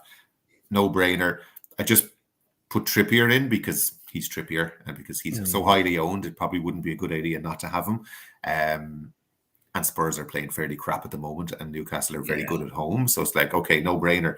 Once you get past that, you're starting some of the names I've had in I've had a Leicester defender in my team at one point during the week. God. Yeah, but that's what's happening. I have a Palace goalkeeper already. Do I really want another? Palace are playing Everton, so that's why I have the goalkeeper there. I was saying though they've done well recently. They're playing great, and Everton are very poor away from home, and they're very, very goal shy. So I've no problem having a Palace goalkeeper. Do I want a second Palace defender? Probably not, to be honest with you. Probably Guay is the option in it. But as I said, I have the keeper, so I don't want another defender. Fulham are home to Leeds, so you could say Fulham might be good, but like Fulham are they're safe. How hard are they going to try? Leeds are very poor, but they do have goals in them. So they're the kind like even on Monday night, they lost 6, but they scored 1. You know what I mean? So that's your clean sheet gone. So I thought maybe the compromise would be like take one of the Arsenal attackers out and play an Arsenal defender back there, because maybe a lot of people won't do that. So that even that in itself, if Arsenal do, like it's Arsenal against Southampton, who themselves are fairly goal shy. So if there was a clean sheet there, then and a lot of people won't have done that because they'll be kind of seduced by the strike force and the attackers and all that. In midfield, I think Salah, you can't not have Salah. Didn't he get like I know Chris isn't here, so we won't go full XG podcast, but didn't he have the best XG ever had last week? Something like that? And ridiculous. And they're playing Notts Forest at home. I mean, and this is why the free hit is such an attractive thing for a lot of people, because Arsenal and Liverpool both have really as good of fixtures as you could probably ask for at the moment. Forest and Southampton. So Saka, Martinelli, I don't think there's any debate around them. Watkins up front, I just feel like he's the hot hand at the moment. I think he's scored more goals than Kane, than Haaland since the World Cup, more points. So I know, mate. Sorry, Benno. We did talk about it. I did try to reason with you. I was so set in my ways, wasn't I? Not going for him. I might not even have him this week. I need to learn my lesson. But I mean that one I will say, the Haaland injury, didn't see that. That like Jesus, I was dreading. There was going to be 1 week where Haaland had a nice fixture at home. I wouldn't have had him, and I was fucking dreading that 90 minutes. And I was never so happy that when he was injured, and I didn't have to sit through that, because that would and it landed Jesus, well. It landed very well, because remember, he scored like 5 goals in a Champions League game, a hat trick in the FA Cup. It was like, for what have I done? Why did I sell him? But the basic thing with my free hit, I would say maybe 8 of the positions are fairly set. I've 1 in defence, 1 in midfield, and 1 in attack that I just keep rotating around depending on what Arsenal players I want. It's the Gabriel spot, the Gakpo spot, and the Tony spot up front. So Gakpo could be who's your choice, Liverpool wise? That's the thing, isn't it? It's like that's the thing. I could do Robbo at the back. If I thought they'd keep a clean sheet, I could put Robbo at the back, and that would be a nice 12 points from the 2 of those at least, and they might get attacking returns. The problem with Gakpo is I can't be 100% sure he'll start, and he'll definitely be subbed off early, because they've got Nunez, Firmino, Diaz all on the bench, you're going to get 60 minutes out of him if he starts, but that's not certain. Tony up front, but they're playing Villa. Villa are playing really well. Why am I picking? Brentford's been poor the last. They're playing poorly. They're safe. Again, are they really going to kill themselves if they're a goal down with 10 minutes to go? Are they going to kill themselves, or are they happy enough that they're safe at this point? So why am I picking a guy who has a difficult fixture? You know what I mean? Why aren't I picking somebody who's playing? So it's there that there's one. What's that? Solanke, maybe. I know the honestly, yeah, he's an option. They're playing West Ham. West Ham have played tonight in Europe, so they'll be a little bit tired. They played their full team as well. I looked at their lineup thinking he might rest a few. He went full 11. So, they're, it's going to be, Bournemouth will be more fresh than them. Solanke, there's lots of good strikers. Solanke, Jesus. You could go Jota for Liverpool if he started the last few for them. So it's come down to those 3 spots. And now I'm kind of thinking, maybe why not just do the triple Arsenal midfield and just do Saka, Martinelli, and Odegaard? Yeah, probably all going to play. Be a fun week to do that, wouldn't it? Exactly. And between them, they've conspired to fuck me over every single week. For the last, so if I have the 3 of them, surely to God, you've got a picture of your face in the dressing room at the Emirates. Surely to God, if I put the 3 of them in the team, one of the fuckers will do something you know what I mean? So that's the other option. Yeah, that's the other option, because there's other strikers, So I'll still be changing this team at fucking 5 o'clock tomorrow. I know I will. I just said, there's probably 8 of them are set in stone, and there's just those 3. And it depends. What I do at Arsenal will decide who slots into the other slots, really, at this point. Well, I'll give you a second team to play through hit on. Here's your chance, Jamesy. Talk me and trap me up, as Conrad Thompson might say, into taking a free hit. Now, bear in mind, and this is the thing where I think my pre-planning went wrong, so I will take the blame for this. I've put myself in a position where I'm somewhere in the middle, rather than going really extreme and having no one this week and almost forcing my hand to free hit, it's because I went so heavy on Liverpool. That's what's made me go, oh, maybe I don't need to free hit this week. And then they had the big win as well. You're kind of like, okay, there we go. So this is your team. Yeah, so I've got Trent and Robbo already. 4, 5, 6, 7, 8. This is with a 4-point hit, by the way. I've got to throw that in there. So I've got Trent and Robbo already. I've got Salah already. I have no interest in moving off that. Okay, I've got Martinelli already. I've got Jesus already. I've got Botman already, and I've got Iverson in goal. Not ideal, but not the end of the world. Now, if I take the 3 options that are open to me, if I take a hit, and bear in mind, feel free to call me crazy for looking at hits in a week where I could just free hit. For a -4, I could either land on having Pereira, not ideal, and Watkins added to the lot that I already have. So that's what you're looking at on screen. Okay. Instead, I could maybe go Solanke and a third Arsenal mid. So that could be Martinelli, that could be Odegaard instead of Andreas, and go Solanke instead of Watkins. I've got extreme FOMO on that one because fucking Watkins. And then the other option is, and it's only really cropped up the last couple of days, is maybe put out the Ake fire now, go for an Arsenal defender, which gives me an extra player. And then maybe I leave because Andreas is coming in for who's he coming in for at the minute? I'll have to remind myself. He's coming in for Grealish. Maybe leave Grealish in and just do Watkins, or I think I'd just have to do Solanke in that case. That's the only way I could afford it. Who are you selling for Watkins? What's that, mate? Who are you selling for Watkins? Who's in your actual team at the moment? So this is where I made my biggest mistake. That's Greenwood. So Greenwood was my non-playing. Right.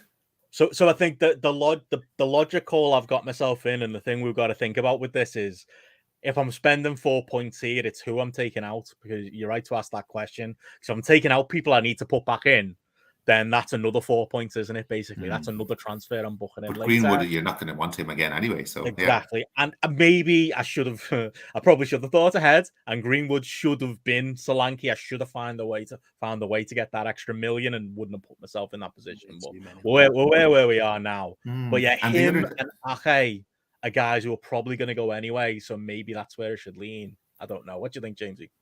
And Andreas doubles in 34. Yes. So I mean, if he ends up on your pitch for 34, that's not the end of the world. He's probably on penalties because Mitrovic is. I was all set to come on here and tell you, play the free hit, stop being silly. Just doesn't. But like, what's that? Was that 1, 2, 3, 4, 5, 6, 7, 8, 9 players? What you don't have is you're a bit light on Arsenal. Yeah. Which I could go the other route, instead of Andreas, that could be Martinelli, for example. Or I think Odegaard probably leaves him with the reason I've kind of settled on this as the one that is my favorite is if I go with this, I have the exact money in game week 33, and I can't wait around to bring Rashford in. Who you want to have, and that would have me with 11 doublers for game week 34, including Rashford as well, and gets me back to where I want to be. There's wild things I could do, like a hokey cokey with Haaland, which would mean I could have Watkins and another striker.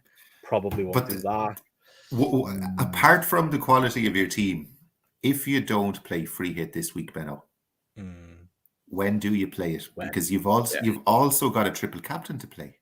Yeah. And so the triple captain you use for 34, where Haaland's got.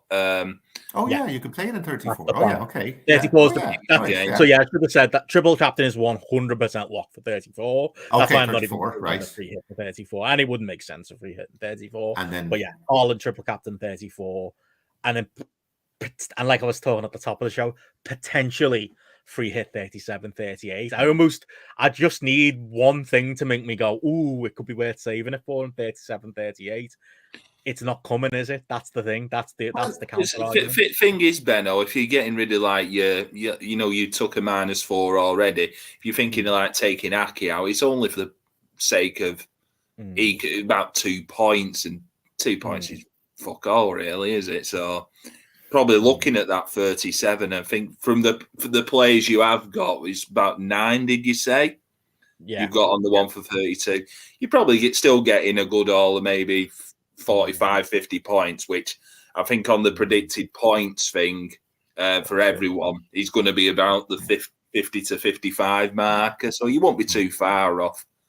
If you look at that team now, Benno, and you look at all the template free hits that are going around, are there people that we have on our free hits that you're looking at going, I wish I had him? Did you feel much FOMO for players you don't have there? Like, you have the basics, you have the good captain. Like, at the end of the day, if Salah goes off and you have him, in a lot of times in these free hit blank weeks, if you have the right captain, you're actually fine. And you have like 7, 8, 9, 10 on the pitch, you're actually grand. What you don't want to do is go into a blank game week and not get the right captain that everyone else has. That can really, like, that would have killed people in other game weeks, you know. Definitely, there's not many. There's not, like, as I said, the big draw for a lot of us was the treble Arsenal. You're down one Arsenal, I suppose. Your keeper's not great, you know. No. Iverson isn't brilliant, but like a lot of people are playing Watkins, Jesus, Palacios, you asked what am I looking at teams and seeing FOMO on? Definitely not Liverpool. I'm glad to not have the headache. I'm glad I've got Robbo, I've got Trent, I've got Salah. You know, I'm fine with that. That's fine.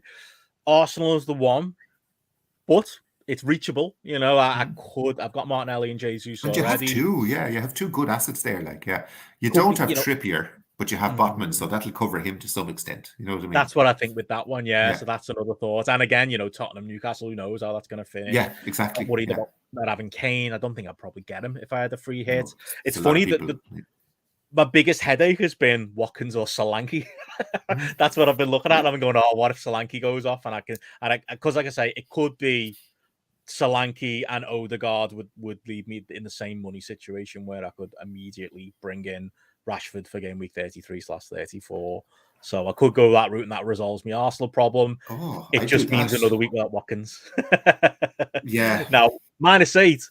Haaland could become Watkins, but then we're getting silly. Then we're getting silly. That's probably the tipping point, isn't it? Of like, come on, you're using a -8 by now. Another advantage you would have, Benno, is if you have this team, right? Can you bring up the fixture ticker again there for a sec? Yeah, of course, yeah. So you're happy you'll have plenty doublers for 34 with free transfer without playing the free hit. So you still have your free hit. The benefit you will have is that for 35 and 36, you could have 3 Arsenal, which none of us will have. And we won't, like, there's no space in my transfer plans now to bring in more. I have 1 Arsenal. I have Saka just at the moment. And every fucking week, Arsenal kill me. And I dread, it's always the Arsenal game that drops my rank because I just don't have their players. I don't have Martinelli. I don't have Odegaard. I don't have Jesus. I don't have an Arsenal defender. You will have them for 30. They'll be a big benefit to you in 35 and 36. You'll have them when no one else will have 3. You know what I mean?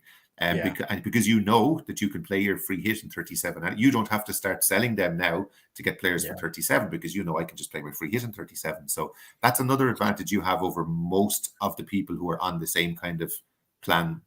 The 32 free hitters. You know what I mean? That's the strongest argument. I think the best. It's like, for me, it's the FOMO of Watkins, it's the FOMO of those kind of guys. But I don't know. I think the biggest thing is it's just running out of weeks. I think if this was a game week with another 20 weeks left, or this was a game week where there was more time to use the free hit in a bit more of a clever way, it'd be a no-brainer. I'd just play through it. This is absolutely a week. I know myself. This is absolutely a week where I go, fuck using a chip. I'm going to play through. I'm going to go 2 players down and just, you know, hope that things don't come off for people because it's not a double. You know, there's nothing guaranteed that Tony's going to come off, Watkins is going to come off, Solanke's going to come off. The types of players people are bringing in, they got one and done, and those games could be 1-0, 0-0, ball draws. These weeks are always could be set up for nothing. Yeah, these weeks are always a disappointment. Like, and how often is it that your 3 assets from one team all go off in 1 week? Yeah, it doesn't usually happen. Like, you know, all the way through the season, we'll have had 3 Brighton, say. Usually one of them gets some points and the other 2 get 2 points. And you don't mind because they're in your team. When you're doing a free hit, you really feel like, oh, I have to have 3 Arsenal, 3 Liverpool. We'll all be lucky if one of those guys from each team goes off and the others do nothing. But that's the reality of it. You know what I mean? And there's just as much chance of you having those guys that'll go off as anybody else. Like, you have covered what I would call the essential bases. It's not like you've got no Arsenal and 1 Liverpool or something. I'd be saying, Benno, play the chip. Like you're going to get left behind here if you don't. You know what I mean? So yeah, I was fully, because I looked at your team before this and I was like, oh, he should definitely play the free hit. Like he's crazy. He's just been stubborn now, and he's gone against the grain so far, and it's worked, and he wants to keep doing it. But now that I've seen what your plan is, you are fine for this week. Like, you know what I mean? It's a blank game week. You've got 9 on the pitch. You've got a good captain. You've got the essential players. You're going to be fine. You're not going to be 30 points behind everyone else. I promise you. You're not. You know. Yeah. So I think I've landed on. I'm probably going to just take the risk and see what happens and Hail Mary it and hope that like there's a better place to play the free hit. If not, you know what? It's been a fantasy every year. Everyone always talks about it. Wouldn't it be great to have a free hit in game week 38? I'll be that guy. And you know what? I'm not going to cry about it. Yeah. That might be a bit fun, you know? But yeah, I think I'm going to go against the field. And like I say, I'm using them. It's definitely a -4. So there is that to consider as well. It's how I use that -4, and I'm maybe leaning towards just use the dead spots. You know, Greenwood becomes Solanke, and you know, therefore Ake becomes Ben White or something like that. Yeah, and then I'm set then on. I don't. Yeah, I like the Solanke one better than the Pereira one that you have on the screen there. I know Pereira has the double in 34, but you said something like you'd have enough to get Solanke and Odegaard. Is that right? That's right, yeah. Solanke and Odegaard it'd have to be. But then again, you look at Andreas's double in that 34, City and Liverpool. Yeah. Yeah. In a team that's on the beach. Yeah. It's just he'd be a nice guy to say, you know, he'd be your 11th man and you double up. But if you can get Solanke and Odegaard for this week, you're well set for, like, then you have really good Arsenal and Liverpool options. You have Solanke, who has a nice game. You've got, who's your other striker then? You've got... so I've got Jesus at the minute. Jesus, Solanke, Haaland. Yeah. I mean, so there you go. I've just played with it there. So that's what, if I went that route, that's what I'd be looking at. 0.1 million in the bank. I think that's wrong, actually. I think in real time, sometimes FPL.team gets the value wrong. I think it's about 0.4. Sometimes it's a day behind. Yeah. So, but that looks better, doesn't it? That's more than fine. You know what I mean? Obviously, it's not 11 players, and there will be games where people have players playing that you don't. But like, who are these guys that people have? Madison, Eze.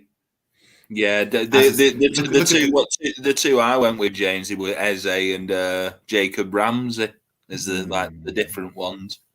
Yeah, Ollie Watkins is the fear though. Looking at the team with Ollie Watkins in a week where I could potentially bring him in is terrifying. But it's the Ollie Watkins thing. It's like every week I've been like, it's going to end soon. He can't possibly keep doing this, and he keeps doing it. But maybe I need to go against the grain one more time, and like I say, I can go into game week 34 with that team, easily get to Rashford, and we'll see what happens in future. I think you've made my mind up there, so thank you. It's been like a therapy session. This, in fairness to you, as I said, I was going to come in here all guns blazing and just go, no, Benno, come on, play it, but. Your logic is sound, and I always say, if you make a decision that you can back up and explain properly and say, look, this is my reason for it. If I do this in another week, I can do this. Even if it goes wrong, you thought it through. You can explain. You know what's going to happen now. I'll have this team set tomorrow, and then what time's the deadline? 6:30. 6:30. It'll get to 25:06, and I'll panic, and Haaland will become Watkins. Like 100, and that'll be the week it does nothing. I'm going to do something fucking stupid. I can feel it. But no, I appreciate that, lads. Feel it. But even if you did, I mean, you know, just ways back. Then you've got. I'll end up free hitting in 34 after all this careful plan.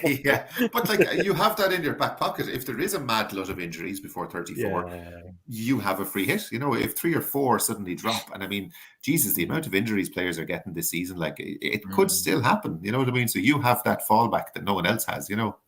That's it, and the temptation will be to be stubborn and go, but I use me with wild card. It's like you got to play what's in front of you, haven't you? And if that ends up in front of me, good point. I've got that there, but there we go. So that's my current possible plan. But I think it's going to be a fun few weeks going forward. But any other thoughts on the upcoming game week? So I'm guessing with podcast, and I don't think we're going to be on next Thursday before 34, just because 33 and 34 run into each other, don't they? But we'll definitely be on before, I think, 36, 37, and 38. So I'm sure we'll chat again before those doubles come. But vague plans set up there. But I suppose with the future set, we should take a look back, I suppose, as we always do, at the league situations and where everybody is, and have a look at as well at the draft, which has come up a few times during this podcast. Oh, actually, before we do, any thoughts on captain this week? Anything other than the obvious? I've gone Saka as captain this week. Me option for vice captain, I did put Trent Alexander-Arnold as vice captain in my team. I'm going Salah, definitely. But is that your thought, Jamesy? 99% sure on Salah. Yeah, I think, as you said, those numbers he put up, he looked good the other night. Liverpool have something to play for. They have the bit between their chasing, they looked fairly relentless. Like even the other night, they didn't stop at 3 or 4-0. Like they kept going. If you have an attacker that's playing with that mentality at the moment, that's all you want. I just hope he doesn't get any more penalties. Jesus Christ, we didn't talk about that. The penalty he missed against Arsenal, like that was, for people who didn't have, like that was a huge one. Did you have him for that game, Benno? No. But like I was sitting there hoping Jesus, because Jesus was bouncing the ball, wasn't he, for like 3 minutes, like waiting, and then he was like, Saka one. Sorry, Saka, yeah. Oh, the Saka one. Sorry. The Salah one against Arsenal as well. It was like, I had Saka last weekend. Fucking hell, I couldn't believe it. Yeah. He's usually fairly reliable. Like, minus 2 points. Minus 2 points. And that's the risk when you get penalty takers. It can be a nice handy 5 points. That's the Arsenal trolls. They're just trolling me at the moment. Like, I think things going wrong. Arteta's come out and said he said he's still my penalty taker, whatever. Was that good or bad? Well, yeah. It was probably fair, that one, because it was never a penalty either, was it? Like, that was the handball one, wasn't it? Yeah, exactly. Very dodgy, yeah. Nothing you can do. So, yeah, I suppose justice was done. But, yeah, as a non-Saka owner, I was a bit gutted Jesus didn't take it. But, yeah, we're going to have a look at the draft. And as Connor's asking in the chat there that we skip it for with good reason. Because, things aren't looking great for our mate Connor as I bring it up on screen right now. In the draft, Eddie Sideburn still sits adrift at the top. 64 points, and poor Connor is sitting low there at number 29. I've just seen in our chat he's put a couple of graphics together of how exactly he can claw things back. I might try and bring that up in a minute, but yeah, it's things are starting to settle a little bit in the draft. Jamesy, you've gone above me now. Fucking hell! I told you I was after you. Oh, Jesus Christ, that's the first time I've realised that. And well. I've had a really nice run now. I think I've won 5 or 6 in a row now at this point. So finally, like I was scoring high points every week and losing it was a fucking nightmare. But so like I think I'm feeling the first week I felt comfortable enough about relegation that I should be okay at this point. I beat Eddie this week. Beat Eddie this week, and you've got Matty coming up, haven't you? Who's obviously got the City double up front. And he's got no Haaland. You made up there, aren't you? I'm delighted. The best week possible to play Matty, yeah. But yeah, so there you go. Yeah, obviously this week as well. Saying that, me and JP ended up at a respectable 28-23, but that went right through to the final lot of games. Andy, your lot 61-51. That's why Crystal Nay's not here this week. I'll tell you what, because I was in third, Chris was in fourth, and after Sunday's matches, because Chris had 3 players who were missing, who didn't play, so he had the ones off the bench, and that put him in front by I think a couple of points going into Monday's game, and I had Salah left, so I was hoping he'd score, and thankfully, so he scored and he put me. Put me ahead of him. So that was I was worried about that match this week. I've got to win that one to, solidify third place. And a good thing as well, Chris Elliott got beat. And I noticed now my actual point score is the highest one in the league now. Is it really? 1,352 points. Yeah, I've just got this up. We've got to look at this. Connor's put it's in our group chat while we've been recording. He's worked out where we all are and what our situation is. Yeah. So we have where the points are, and you're right. Total points scored. Andy, you would be top of the pile if that was the game we were playing. But yeah, he's got whether our relegation status. Only Eddie. From relegation. Everyone else could go down. As far as winning the thing, everyone down to me technically is in the running to win the thing, but I don't think that's happening to me. The thing is, Benno, I think 3 of the last 4 games I've got Gareth, I've got you. I think I've got yourself, and I've got Eddie last game at season.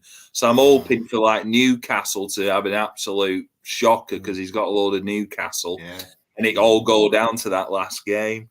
That's for the title. Yeah, Big me against Eddie. That's how I beat him last week because I had Watkins and he had triple Newcastle defense. Yeah, perfect. Yeah, couldn't have worked out better. That's brilliant by Connor. Jesus. Yeah, there you go. Yeah, 31 games played. It says at the bottom, 7 games left, 21 available points. So yeah, a lot of things have to go my way for me to pull it off. But yeah, interesting to see. Relegation battles. JP, Will, Matty, and Connor himself. Not looking great for Connor there, down on 29 points. 6 but neither points. him nor Matty are Matty, I said this in our group chat. Matty's been talking Matty talked himself into this position because he's been saying, "Oh, I'm down, lads," since like Christmas time. But he was up until 2 weeks ago. He wasn't even in the bottom 3. He was like 8th or 9th, something like that. It's he has the best player in the game, so it's like he's always going to have a chance in any given week. You know what I mean? Could pull that off. He could easily pull it off. He needs to get going with that. But at the top, as Connor says, the running for the top 4 is definitely could go anywhere. Really, it's like the real league right now, where like the bottom 10 are all like 3 points away from each other. It could easily work out. But what did we say the money places were? First, second, and third. Yeah. First, second, and third. The money plate, I think. Is that Yeah, first, second, and third. It'll be interesting to see at the end of the season how points scored corresponds to league position. I bet you it'll even out quite nicely in terms of like the guy who gets top will have the most points. Second, it's a bit like XG. It eventually like for weeks and weeks I had like the 4th most points in the league and I couldn't buy a win. But like eventually it kind of pays off. If you're scoring lots of points every week, you will win games eventually, kind of, you know. Yeah, Connor's just said he's put another one in the chat with the fixture on, and let me bring that up. Oh, I think that's that. Right. So yeah.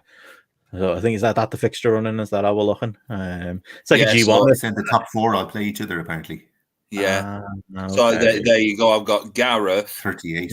Gareth, Jordan, yourself, Benno, and Eddie. 4 Oh yeah.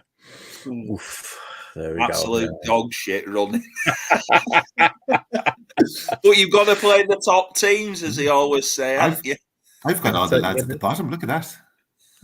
Okay, that's it. I think it was always a mirage. You near the bottom, James. I don't think that was everlasting. I think it's been proven to. I was worried. I was like, because there was a while there, I was buying and selling these players, and it was like it was selling shite to buy shite, and it was like, and eventually being down so low helped me with the I got some good transfers in there for a while, and that's probably what saved me in the end. Like, I will say over the last couple of weeks, bringing in Greenwood on my wild card to be dead wood that I now need is not the worst decision I made, as I got double game week madness and let Grealish go a few weeks ago, and he got fucking hoovered. Everyone in the draft tried to get him there one week. It's like, what was I thinking? It was to bring in like Declan Rice or something like that. I don't remember who it was to bring in. Willock it was for Newcastle.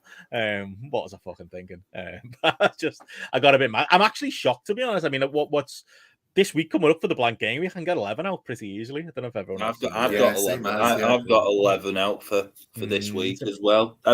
Good thing is I've got Mo Salah, so he's going to be my high point scorer. I got Miguel Almer on last week. You know, he had a yellow flag, but I'd read that he's going to be coming off the bench. Close to coming back, I think. Yeah. He came off the bench in their last game, I think. Yeah. Well, this week I've got Jordan. Andy, you've got Will Cooling, and James, you got Matty away, but Matty with literally Alvarez and Haaland taken out of the mix, and McAllister. That's another one. I think that's a James win that one as well. Chelsea this week. Chelsea blank too. There you go. He's going to be left with nothing in it. So maybe that's why he's throwing the towel. Well, look, I'm not saying Anthony. He'll probably fucking find a way to beat me somehow. You know what he's like, Mr. Jam. So it could happen. But there we go. That's the leagues, and I suppose the other thing to do is to have a look at the proper leagues as they were. The overall GRAPPL league, which makes miserable reading for me at this point. Although I'm rising overall, I'm just sad to look at this thing and see Jamesy is still second as Mark Bleakley continues. He's in the top 100. That guy. Is he top 100 now? I looked at his rank and it was like 80 something. Now it might have changed. I was on live FPL, but like, yeah, he's like really like he could win the whole thing like easily. 89th. He is overall in the world in the GRAPPL league. Yeah. Again, if you're out there, Mark, give us a shout. You have to find it. We'll have you on when you win the whole thing. You can come on our and we'll definitely have an end of season party to get to the side, and we're going to try and get everybody on there for that one. Go there. Maybe he can be the mystery caller at the end. He can surprise us all. And turns out he's just a really big fan of Stardom and 90s All Japan. He is a wrestling fan after all. But yeah, look at that, top of every league, including all the content creators leagues. Black Box 5. Yeah, he's bossing it. Like us, we're a content creator league, so that's he's a Man City fan. That's interesting. Yeah, there we go. But yeah, to switch back to the league itself, like I say, Mark on first, Jamesy on second. The depressing bit is Garrett's now top 10. He's into 7th. Done excellently. I think Garrett has come from nowhere. He's not said a word about it, but he's quietly just moved up the league there without saying a word to anyone. Yeah, we have to get him on. I need to pick his brains at some point because he's completely oblivious to the template free hit team, for example. He has no idea of these teams. He knows it, doesn't he? But he just does his own thing. And it's worked out massively. And I think that's the thing. I don't think he wants to come on because he doesn't want us to sway him or to talk about what the content creators are saying. I think he said we'd better off doing his own thing. Fill his head with shite, Yeah, we'll get him on one of these game weeks in the runnings. He needs to get back on here, even just to brag. He was doing a bit of number 27, Dan Duca, old Romania. I remember he was top for ages. Yeah. He's fallen away, hasn't he? Yeah, he must have played on his chips early or something. Didn't know Joe Atherton was having such a good year. Yeah, he's having a better season than his own team, Blackpool, who are going down. There's another one. JP as well, 31st in the overall GRAPPL league. So yeah, he should be. He's another one. I've added him to my little spreadsheet of enemies that I've got him with. These are both on there, by the way. We need you to post that at some point, Benno. Yeah, I was looking at it. It's on my work laptop, unfortunately. I'll get it on for next time. But I've looked at basically since you said the wild card week, I'm not keeping pace. Overall, I think I'm mid-table of my group of enemies, which is all of you lot, which I'm fine with because everyone else had used the wild card. So it's going to be the push forward. And yeah, I'm definitely looking at JP, thinking I can hopefully catch him with the triple captain in my back pocket and the potential free hit. So there I am in 43rd. So I'm happy with that, but I'd like to be at least within touch and distance of you lads. I think that's where I want to be. But love John Service's team. It's first time. But yeah, just see if there's any other names. Connor there's doing better in the real league, 69th than he is in the draft. But yeah, we'll Pat Houlihan as well, 56th there, as JP I think is bossing the Houlihan league these days. There I am, 75th. There you are, mate. 75th, found you. You're beating your Jeff though. That's the important thing. That is always the most important thing, Benno. Beating our Jeff. Brilliant. Well, yeah, we'll go to the bottom of the league. See who's sitting down there. Is it still Roberto? Still Roberto Carlos, who's definitely given up at this. Show us his team for a minute, Benno. Click into his team there. How many red flags have we got? Oh, not that many. Not too bad. I don't know who these two are, but I suppose I know. Oscar Macri did his legging, didn't he? Alzati? He's one of them made-up Brighton players who turns up. You can tell he's not. I don't think this guy's made a transfer since game week 1, to be honest. No. Yeah. Kane and Brandon Williams. Brandon Williams. Yeah. Lindelof. Not a single transfer. There you go. Talk about a dead team. Go ship. Oh, well. So he's definitely going to be bottom at the end of the year, we think. Andrew Leary needs to get his finger out. Gary O'Donoghue's near the bottom there. Lee Malone as well. But outside of that, can't see anybody else I recognise. There's a battle going on between William and Martin. Yeah, somewhere. Can't see so yeah, scrolling, looking there for names. So yeah, we've got I just saw Will's name. 126 there is that Martin. Oh yeah, so 116 is Will and 126 is Martin. So yeah, Martin had on a red arrow this week. Needs to sort that out. Needs to, only 14 points between them though. That's nothing. Doable. Go on, Martin. I believe, and there's your Jeff, mate. 109th in the overall. He keeps doing the -4s and -8s like I did earlier in the season. It's always, I always say, it's always the case. The ones who he does take out, there's the ones who always bloody end up scoring. I did say him there. You know, he's gonna next season maybe hold on to the chips to the end of the season. So there you go. There's one out there that learned his lesson, maybe. And yeah, Chris in the middle of the battle as well, as Connor says. But yeah, still plenty to play for. Still plenty going on. And yeah, you know, like I say, this is the business end of the GRAPPL Cup's going on now as well. Oh, is it? Yeah, in the GRAPPL FPL League or the club. Knowing just like the GRAPPL League Cup, because I won in week 31. The GRAPPL Cup, the second one there. Oh yeah, there we go. Oh, I'm through. I didn't know that. I'm just checking mine now because I have no idea, to be honest. All right, I got Matthew McMillan this year. It's a shame you can't see the other teams, isn't it? You can't see. Well, you have to sort of go into the league itself and then like try and scroll down and find it. Everybody. Yeah. Right. Have we got an FPL club? I won. Yeah. No, that one starts at 35. It's called quite late on. It's probably because of the less teams in it. Remind me of that thing, because I imagine we'll jump in before 35, 36. Yeah. 36 is the other double, isn't it? We'll check on that. That might be a nice little fun competition to keep things interesting for the last 3 weeks, I think. Little cup between so you can pay mine for that. Right. Yeah. There we go. That's it. Something to play for after all, but there we go. That's it for us. So yeah, as we said, we probably won't be back next week with. I know you're otherwise engaged, Andy, and with the smashing of the weeks. But yeah, we'll be back in a couple of weeks, definitely before the doubles start up again. But yeah, unless there's anything else from you guys, anything to plug, anything you want to reference, Andy? Another episode of the Shite coming out soon. Probably in about 3 or 4 weeks' time. Just give myself and Matty plenty of time to watch some bad wrestling gimmicks. So some rogue characters on my list. What I've sent to Matty. Definitely. I look forward to seeing it. Brilliant. Anything you want to reference, Jamesy? Anything you want to send the shout out to? No, I'm very much looking forward to that Mega Powers episode. It's good. That very good. That's on my playlist for tomorrow morning. Now I'm looking forward to that one. That's my era of wrestling now for sure. Oh, Gareth was in his element there. He was loving. Oh, I'd say so. Yeah, that's my favorite story in wrestling history. And yeah, would it shock you to know we all came out of it thinking much less of Hulk Hogan? That's always a good conclusion. Awful man, isn't he? Hogan. He was never sound. He was never sound.